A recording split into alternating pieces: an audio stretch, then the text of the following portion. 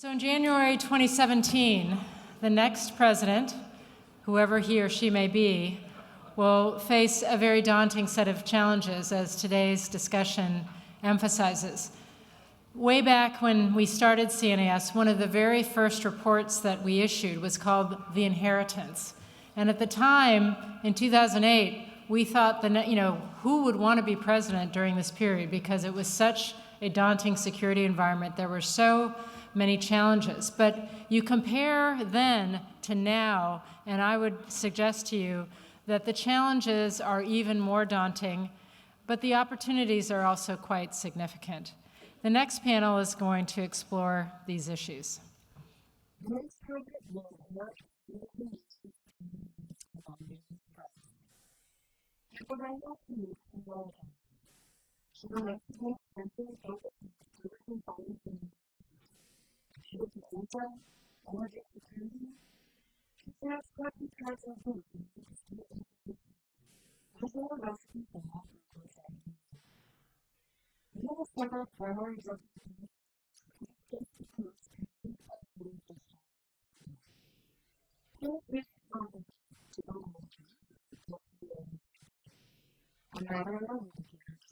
Good afternoon, everyone. It's great seeing everybody here, and we have a really good panel and interesting topic.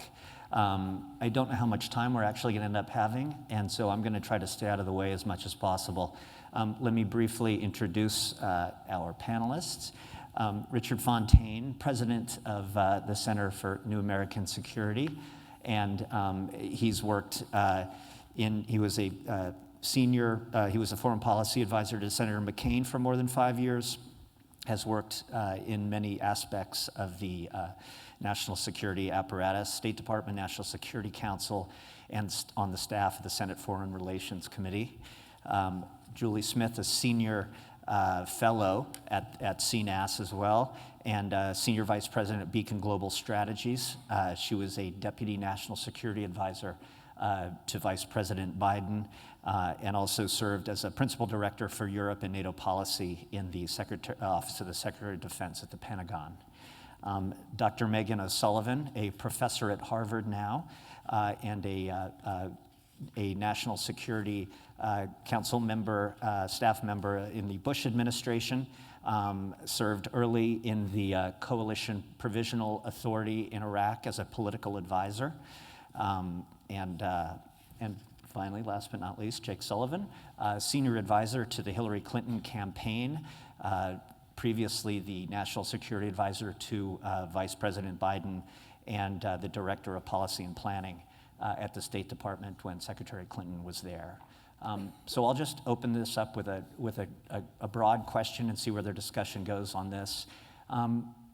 So if the Obama administration coming in 2009 believed that they were inheriting a world that perceived the United States as a country that had been reckless, that had been unilateral, that had strayed from some of its purported values in a way that had undermined its strategy in a part of the world, rightly or wrongly, that was their perception of the world they were inheriting on a large-scale thematic level. What do you believe the next president is inheriting on that level, above just the particular crises that will be on the desk from day one? Richard, why don't you start?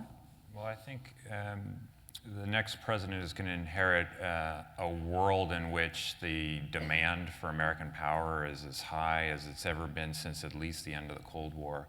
At the same time as there are doubts about how much the United States can and is willing to expend its power on behalf of the kind of overall global public goods that have always been the hallmark over the past 60 or 70 years of U.S. leadership in the world. So I think specifically if you look at the rise of China, Iran, what Russia has been doing, ISIS, in the three regions where which have largely been seen as strategic from a U.S. perspective, the Middle East, Europe, and Asia. The countries of these regions, they want more American engagement, however defined, whether it's economic or military or diplomatic or political. But they have doubts about about how much the American public wishes to be engaged in the world. They have doubts about our military posture and our willingness to spend blood and treasure for particular ends. And they have worries about our own domestic political dysfunction and the inability and the chance that that is going to inhibit the expression of our power abroad. So you have this demand rising for American power and engagement in the world at a time when you have doubts about whether the supply is in fact diminishing. Very good. Julie? Yeah, I agree with that. I think there's a whole array of policy challenges that the next president's going to be facing that's going to be coming at him or her at rapid fire. There's great power politics, rogue states, non-state actors, super empowered individuals. There's a huge array of tactics we're dealing with, asymmetric tactics, hybrid warfare. It's a very complex policy environment. But on top of the policy challenges, I think the next president is going to face a huge array of statecraft challenges. And by that, I mean we've got an array of alliances that are in disrepair and really ill-equipped to deal with today's challenges, like cyber, like energy, like international economic issues, some of these cross-cutting issues. And then here at home, we have a national security apparatus that's outdated, it's a little creaky, a little rusty, and really is a system that we put in place several decades ago. And we still think that this system is appropriate to deal with today's world.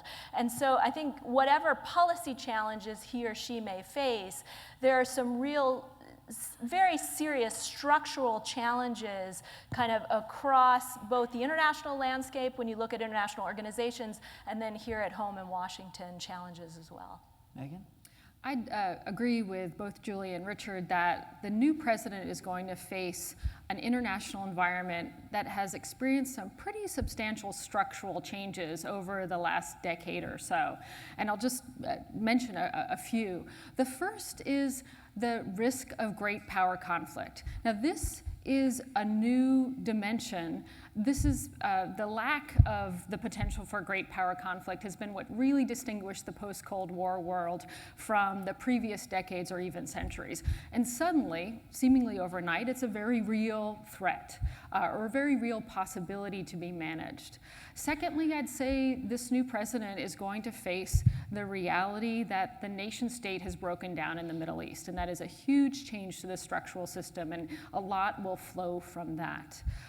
Third, and this I'm less 100% sure on, but I think there's a possibility that one of the structural changes that this new president will face in the international environment is stalled globalization. We've all taken globalization, increasing integration, economic interaction as almost a given over the last couple of decades. And we see a lot of signs that there are hiccups or potentially larger obstacles in the way of globalization, whether it's in Europe from anti-immigration, anti-EU parties, whether it has to do with nervousness over trade. There's a whole variety of things. And lastly, just because I don't want to be all negative here, lastly, there is the reality of the new energy abundance. And that affects a lot of countries, but it certainly has changed the strategic landscape for the United States in a very substantial way. As we're all in this room aware, one of America's largest strategic vulnerabilities used to be its overwhelming dependence on external energy. And that has changed very, very dramatically, as we're well aware, and we have yet to really figure out how to capitalize on that in a strategic sense, but that will be something that the new president can certainly take advantage of. Jeff, go ahead. First, I have to start with the confession, which is when I was growing up as a Sullivan, I always asked my parents why we weren't O-Sullivans. So there's no good answer to that. So I was one of that O, and I confess now I'll lend you my O. to a little bit of O-envy. I think Richard, Julie, and Meghan have really covered the kind of the key drivers here. I would just make 2 points. The first is that obviously, like any president, the next president's first job is going to have to be to defend the United States against immediate threats. But I would say the core project facing the next president is this: how to update an international order to reflect and account for new realities, while at the same time ensuring that it continues to reflect American policies and preferences. And is that possible? And for me, that is the fundamental strategic challenge in the project of America's foreign policy over the next decade or so. I believe we have a window of opportunity to be able to achieve that, but it is not a window that's going to be around forever, so there's a certain amount of urgency to that task. The second is that the next president is going to confront an American people who really just kind of don't know what to make of what is going on out there in the world, and is going to have to engage in a conversation that it once acknowledges the legitimate anxiety they have when they see ISIS and Putin and other things, but also makes the case of reassurance that America is extremely well positioned to win the long game, because at the end of the day, the successful foreign policy strategies that we've seen over the last 50 years have all started from a place of optimism. So the next president is going to have to engage in a serious conversation with the public in a way that takes account of the fact that there are legitimate worries and legitimate fears, but that drives the proposition, I think the correct proposition, that the United States still, for all of its attributes, is well positioned to be able to both defend its interests and advance them.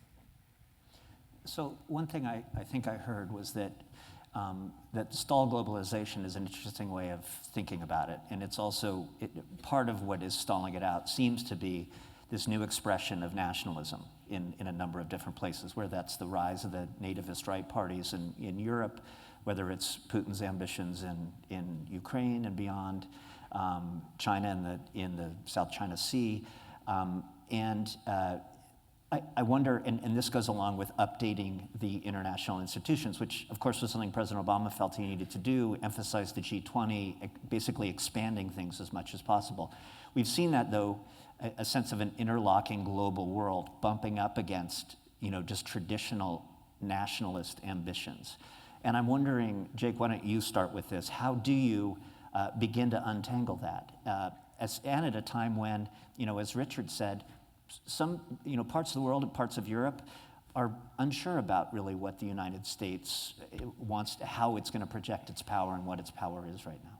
Well, on that, it's interesting because the United States is also unsure about how Europe is going to play its role going forward as well. So I do think that there is a lot of wariness as countries sort of size one another up and regions of the world size one another up.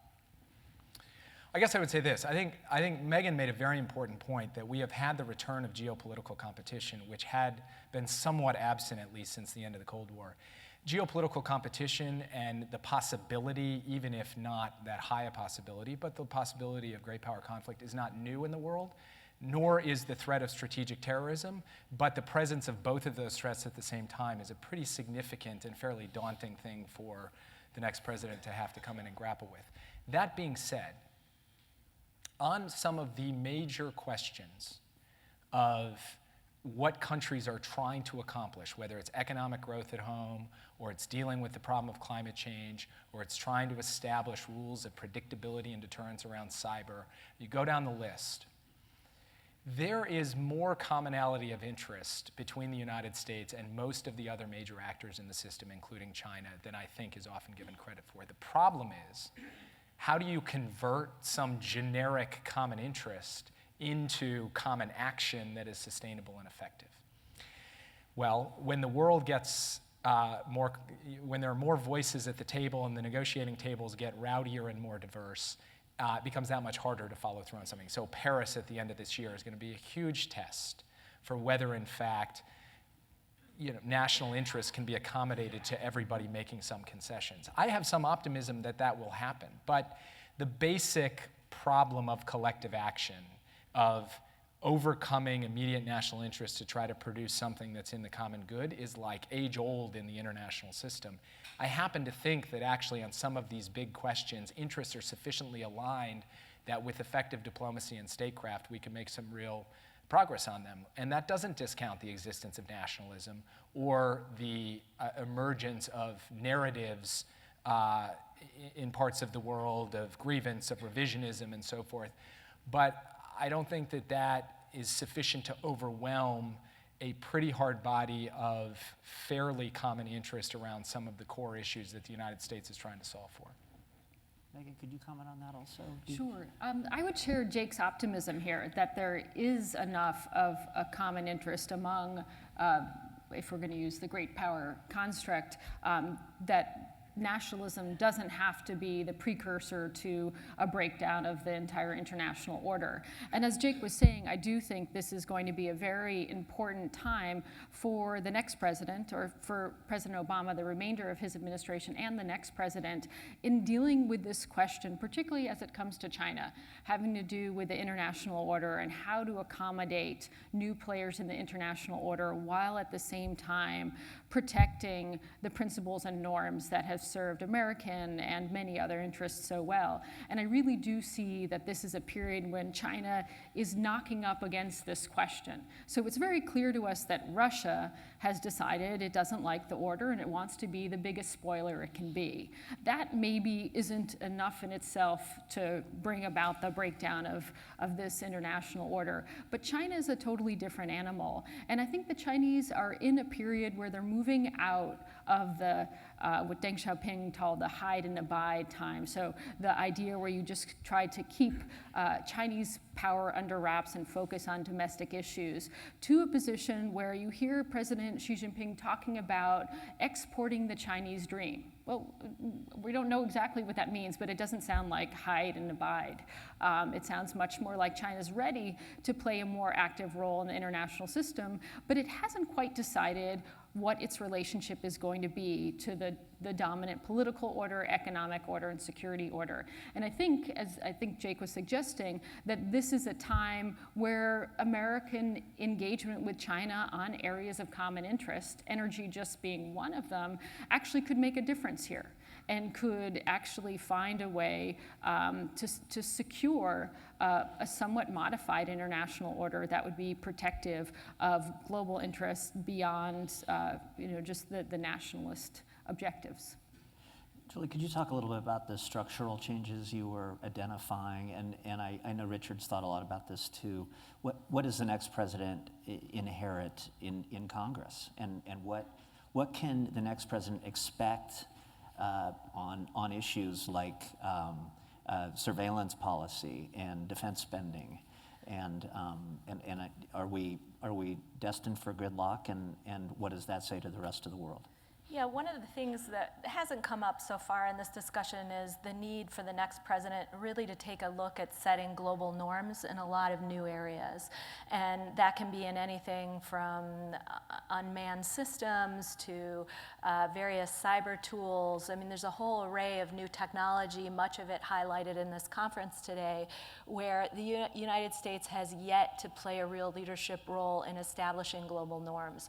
But in order for the US to play that role and set those standards again in these new areas, we're going to have to kind of return to a functioning Washington and bring functionality back to the city. And that's easier said than done. There are a couple of big gestures one could imagine that the president could make early on. You can do things through appointments. I mean, it depends on the mix and match of bipartisan representation you want to have in your cabinet. It depends on your chief of staff and what type of relationship that person will have with the Hill, what your own relationship is with the Hill, if you have prior experience or not, working with folks up there. But we're going to have to focus on what has been definitely highlighted by our friends and allies around the world as a serious problem vis-a-vis US leadership more broadly. And that is our inability to function as one. I mean, the old adage about, politics ends at the water's edge obviously no longer is the case. And I think that frustrates deeply our allies abroad. I think it frustrates a large portion of the American public. And so thinking through how you're going to bring some of the functionality back to this city that's so divided, in light of all of those challenges abroad, should be kind of a key focus of the next president. Richard, so President Obama took office and famously in the first couple of days signed some executive orders around Guantanamo Bay and the use of torture and interrogation, gave an important speech about American values and foreign policy at the National Archives. The next month traveled to Cairo, reached out to the Muslim world, very much reflecting what he believed needed to be corrected immediately for the United States to make progress, whether in Israel, Palestine, or in Iran, or what have you. What does the next president need to do specifically do you think in those first 6 months, what should they do to sort of correct some of what's happening? Well, I think the first set of decisions I think the new president will have to make is, one will be on Iran, and this will be dependent to some degree on what the contours of a deal, if there is a deal, whether to maintain the policy and the agreement that presumably is in place at that time, or try to do something different. And if you do something different, try to determine what exactly that is. I think with respect to China and Russia, those will be two other policy areas where there'll be, in the first 6 months, the need to have a well-developed view on this, but also be very sensitive to, at least on the Russian side, the possibility that the Russians will seek to use a transition to test a new president who won't have his people in place in anything other than probably below the cabinet level, and use that time of uncertainty to try to probe things to a significant degree. And then you'll have the problem of terrorism, ISIS, et cetera, and whether the existing framework that is in place under this administration is the right one over at least the next administration and for the long run. What is the right mix of kinetic actions and counter-radicalization measures and diplomacy and economic measures and all of that come together? What will our counterterrorism policy look like? And I think all of that will come together. If I can just say one other word. That's all just on day one, by the way. That's the first hour. After that, they get to go that little parade that they get to have and everything. So, but just one note on the politics of all this, and it's just because I like disagreeing with my colleague at CNAS, but I think we sometimes think back to these halcyon days of yore when politics actually did stop at the water's edge, and that Republicans and Democrats sort of linked arms together, and the world saw us as unified. And I mean, I think things are markedly sharper and bitterer and more partisan now than they have been for many times. But I don't think the days of the politics stopping at the water's edge ever existed. Mm-hmm. I mean, you can go back to the 50s when Harry Truman was calling Henry Wallace a communist and all of this. I mean, there were deep divisions, but we found a way to do things anyway. And I think that's the task, is not to sort of hope that we're going to bridge all of these partisan divides and they're going to go away, but just figure out a way to live with that and still make the decisions that we need to make.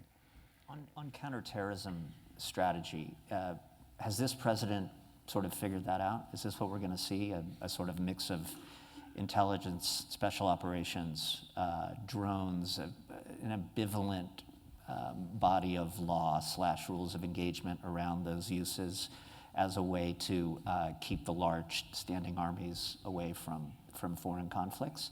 Or is there a new model that the next president might take on? And I guess at the heart of that question is, what role for the U.S. military does the next president going to foresee? Maybe Meghan, you could start with that.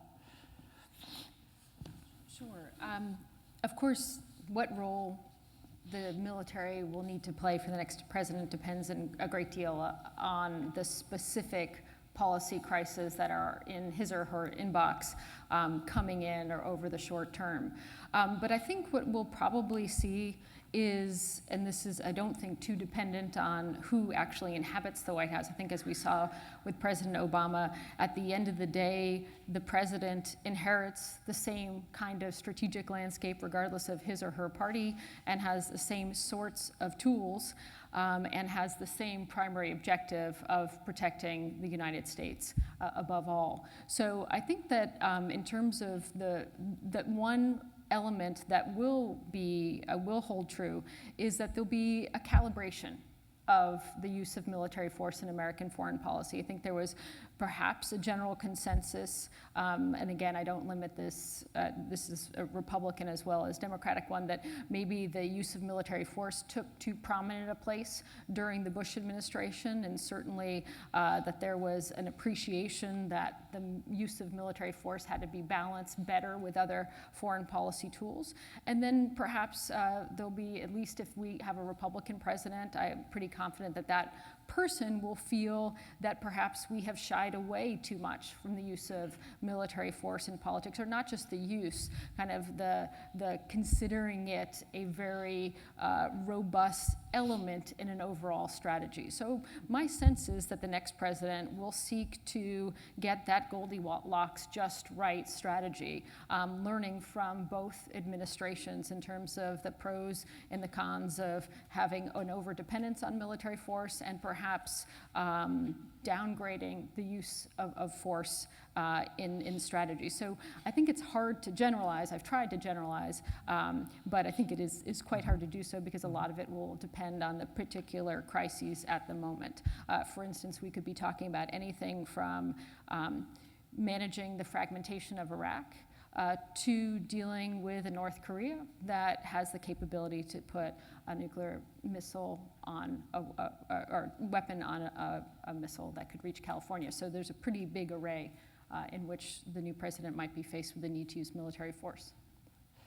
Jake, how do you build the next national security team to encompass some of these challenges, given that I think that the size of the National Security Council staff doubled from the George W. Bush administration to the Obama administration?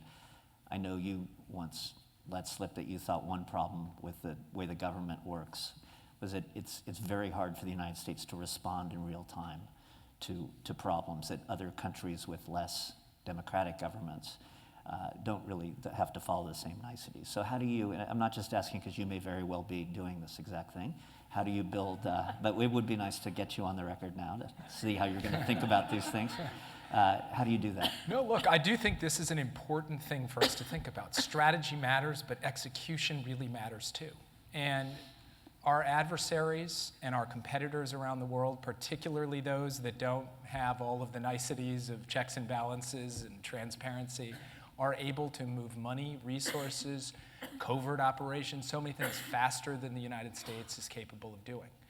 Now, there are good reasons for having oversight and transparency and the like, and there are ways in which I think both the bureaucracy within the administration and then the relationship between Congress and the administration have slowed us down to too great an extent, that I think puts us at least tactical disadvantage in many circumstances, and maybe in the aggregate at a strategic disadvantage. So I think part of this has to do with making sure in simple things like how money is once appropriated, actually obligated, that we get a better understanding between the executive and the legislative. And by the way, half the room just fell asleep when I said appropriated and obligated.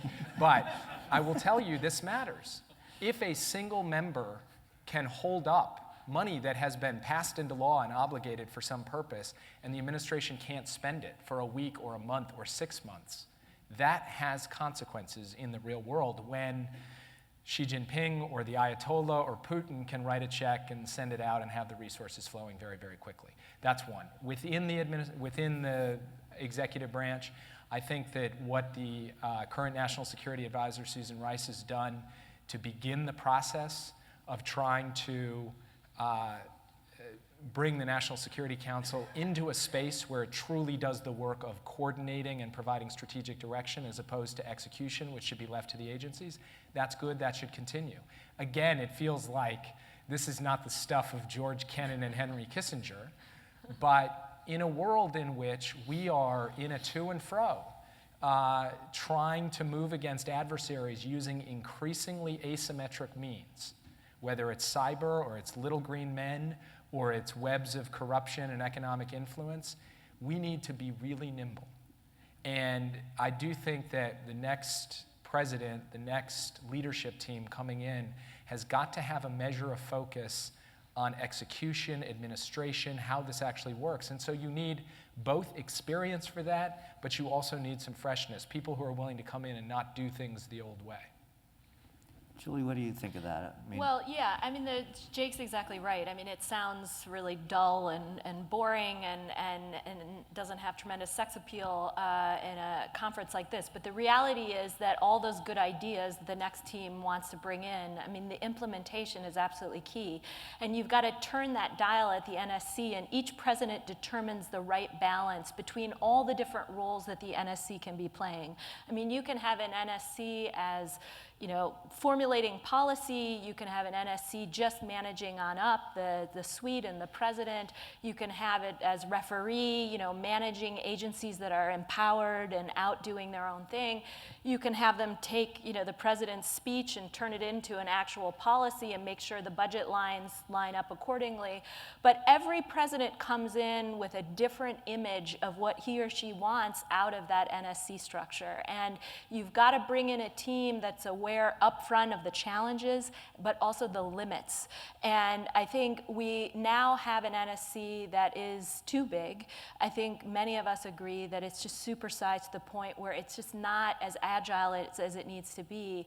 And it's trying to do too much. I mean, in many ways, you need to have an NSC that can empower and reach out to the other agencies across the government and ensure that they're implementing the president's guidance. So again, it's not the hottest topic compared to ISIL or great power politics, but this stuff really matters. And bringing in a team that has the experience but willing to take risks and work clean slate, come in and know that that NSC doesn't have to have any particular shape or size or mission. You can structure it any way you want. The last thing I would say is it's so stovepiped. You've got all your regional teams and your functional teams. We've got to figure out a way to staff that and structure it so we can deal with some of these cross-cutting issues. It's very hard for the NSC to take on something like energy security, which really, frankly, falls in a whole array of regional portfolios, but also functional portfolios. And cyber is the same way. So thinking through those types of challenges now will be an important part of any preparation for that next team coming in. Very good. Let's do one of the poll questions. I think I'd like to start with the third question, which I think dealt with what do we need to, that one, what region of the world should get more attention. Yeah, there we go. Which region of the world deserves greater time and attention from the next administration? Asia at 43.5%, which I don't know if that's surprising to me or not, given that the president thought he was devoting a lot of time to Asia, but apparently people want more. Richard, what do you think of that? Well, I Go with the masses on this one. What's that? Vote mainstream. Go with the masses. Yeah, I've been behind Asia all the way. And I'm going negative on Europe, the Middle East, and the Western Hemisphere. I think the rhetoric of rebalancing to Asia created a set of expectations which have outpaced the actual rebalance, which I think there has been things to the rebalance to Asia. I think it's the right policy. Well, Asia just increased, so I guess I'm doing a good job with my convincing. Yeah. So vote early, vote often. I think it's the right orientation, and so the trick, of course, as everyone I think now acknowledges, is because you focus more on Asia doesn't mean you can't focus on Europe and the Middle East. The Middle East is going to demand attention. Europe is going to demand attention. Asia deserves attention. But I think part of the challenge for the next president is to figure out, okay, what given the limited amount of diplomatic and resources that we have, and presidential and Secretary of State and Secretary of Defense time and attention, what can we devote to Asia rather than something else? Because it is a finite quantity, and so I wouldn't recommend spending a year trying to do the Middle East peace process, but instead get on a plane and go to Asia as much as you can, still doing the other things. And so looking for ways to calibrate that. And I'll stop talking now because I feel like I won. So. But there's the bipartisan. I think I just want to Asia's get the to thread. 50% plus one. So. Keep talking. But Asia, there is a lot of, whether it's a Republican or Democrat, I think you will see a heavy emphasis on Asia. Yes. But unfortunately, I think the reality will also be, despite the numbers, that the Middle East, and we'll have to see what our beloved friends in Moscow do to us in the next year or two. But the demand signals coming from Europe and Middle East might be just as strong. I think that's our time. Thank you very much, panelists. That was a lot of fun. Hope you all enjoyed it. Thank you. Thank you. Thank you.